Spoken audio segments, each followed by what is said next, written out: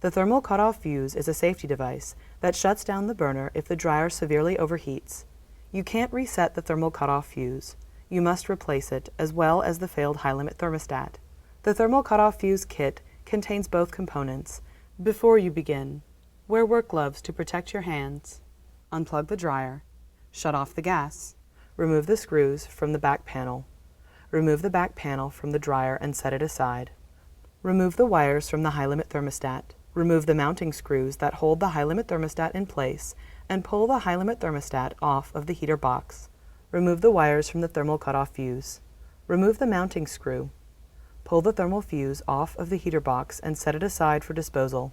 Mount the high-limit thermostat and the thermal cutoff fuse on the heater box using the mounting screws.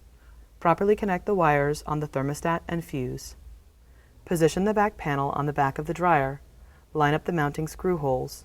Insert the mounting screws and tighten them firmly. Plug the dryer into the wall outlet. Turn on the gas supply to the dryer.